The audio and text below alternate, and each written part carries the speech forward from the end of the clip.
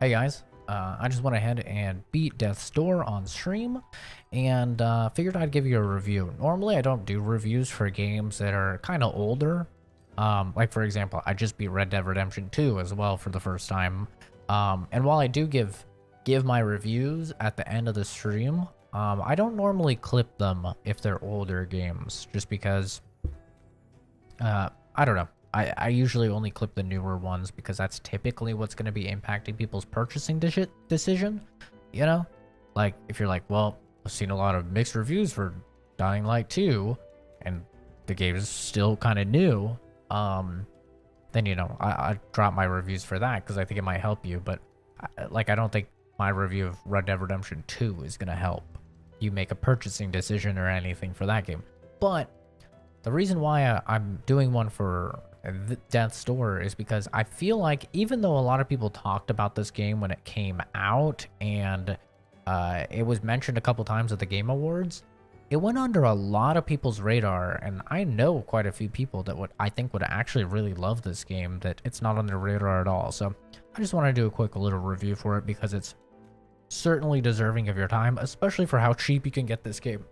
If you're on PC, I recommend waiting for a sale on Epic Game Store because this game will typically go on sale for like 15, 16-ish dollars. And then Epic will give you a $10 coupon for everything in your cart.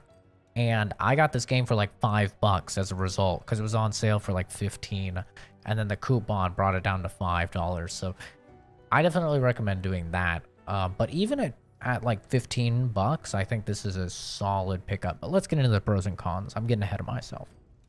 First pro, the music is banging. Like, this is actually some of the best music I've heard in a game in quite a while. It's really, really good. Significantly better than anything that comes to mind for stuff that I've played recently. It's just all bangers.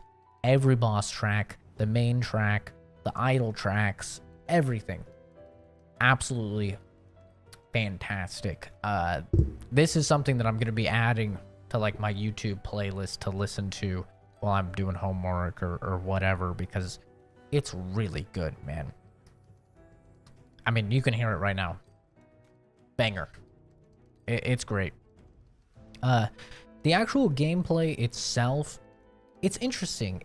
It's sort of a Metroidvania mixed with like a classic Zelda game. Classic Zelda, you know, it definitely has some Metroidvania aspects to it as well. Don't get me wrong, but it kind of just felt to me like that because you come across a lot of areas and you're like, oh, there's clearly a secret there, but I don't have, you know, whatever it is, fire or whatever to get there. I'll try and like make a mental note and come back to the game.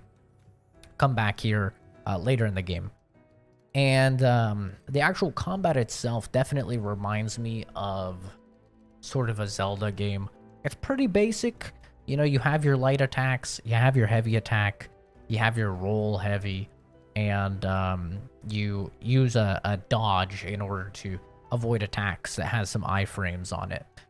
And it's an isometric camera angle as well. Not full isometric. They do some interesting stuff with it. It's kind of cantered off to the side a little bit.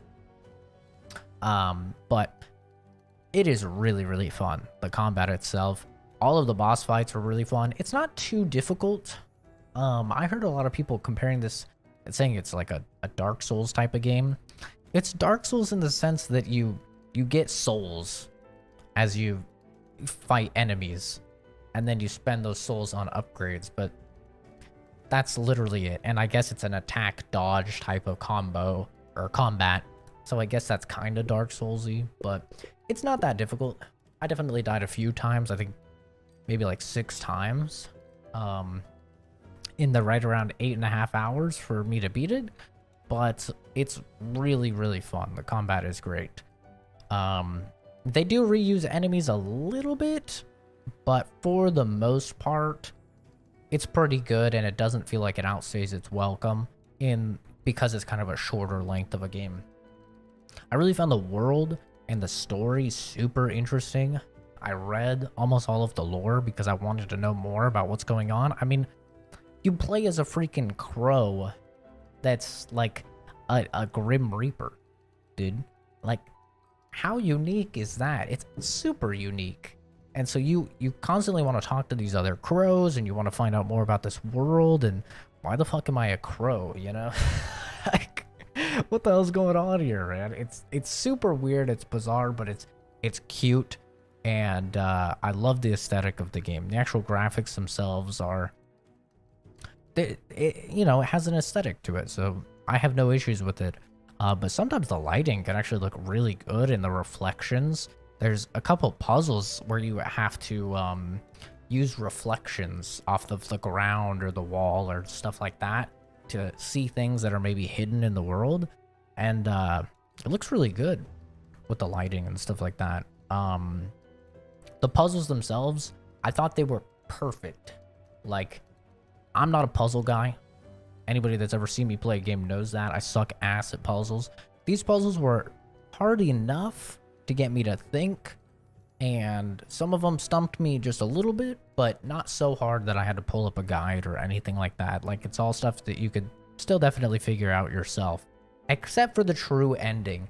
You probably will have to look up how to get the true ending, just because it does have like seven different pieces to it. And some of that stuff, honestly, I don't even know how you would think of it.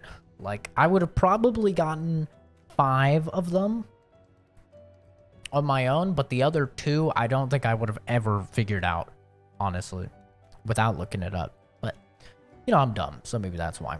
But I actually really enjoyed even going for the true ending. Normally, you know, games like these, I'll just get the normal ending, and then I'm like, okay, good enough, and I'll look it up on YouTube and watch the true ending on YouTube. But for this game, I actually wanted to do it all because I was thoroughly enjoying myself. The levels, they're not too overwhelming either, which I really appreciate. There's one level that's kind of like a hub. It's like a cemetery. That area is pretty big, but it's because it's connecting all of the other areas. But almost all of the areas, I think they're the perfect size. They're not too overwhelming. They give you several paths, and you can, you know, process of elimination it to figure out what to do and where to go. I think the writing is fantastic. A lot of really good humor that really lands well. And I liked all the characters. I thought they were written well. I mean, there's not a ton to most of them, but, you know, they all have their little gimmick, and I enjoyed them. I enjoyed almost all of them. And then the final pro that I would say is going along with that level design. I just found it had a really nice variety to the sets that you were playing on. Right when I was starting to think like, okay, I'm kind of tired of this forest area, it would be onto the, you know, fighting the boss and then onto the next area. And the bosses are so good, dude. I cannot overstate how good the bosses are. They're fantastic in the game. To get into the cons, there's really not a lot. I think that maybe if you are getting the game, I don't even know what the full price is, to be honest. If it's like $20 or $30, I think it's worth 20. I would say it's worth 20. If it is like a $30 game though, I don't think it's worth that. But $20, I think you're probably pushing it. 15 is the sweet spot for this, I would say. There's not a lot of replayability. I got, you can see 97.5%. So I've got basically everything in the game. I know it says 9 hours and 23 minutes. About an hour of that was AFK. That's why I said around 8.5 hours. But there's not a lot of replay value here. It is really fun though. It's definitely worthy of a one playthrough. So if you can get it at like 15, I think that would be pretty solid. And then I think it's even on Game Pass now, which if you can get it on Game Pass, that's great. And then one con I will say is I just wish there was a map, just a very basic map. Not that shows you a bunch of secrets or anything like that, but just a little overview. I mean, even Metroid has a map. Zelda usually has maps. there were just times where I was like, fuck, I need 50 of these things, and I remember I didn't know I would need 50 of these things, and so I literally had to just run through all of the areas in the game, and you have this, you get an item that will glow, that will tell you if the item that you're looking for is in that area, in that level, but that's it. Like, it just tells you, okay, it's in this level somewhere, fucking find it. And that was a little bit frustrating. If I just had a little bit of a map, I think it would have been a lot easier for me. So that definitely added an extra like 30 minutes to the playtime, I would say. But yeah, that's about all I have for the complaints. I thought the game was really solid. Also, I don't think dexterity really does anything. Don't put your points in dexterity. I could not see really any difference, and I had basically all my stats maxed out. Dexterity, not the play. But yeah, I really enjoyed my time with it.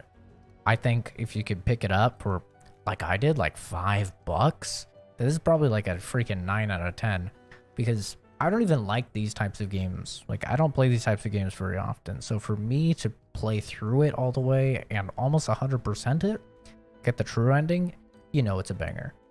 So yeah, like 9 out of 10. If you get it, you know, for like $15 or $20, I'd still think it's like a 7 or like a 7.5 out of 10. I still think it's really good. But yeah, thanks for watching. Have a fantastic rest of your day. See all of you in the next video or stream running. Bye bye.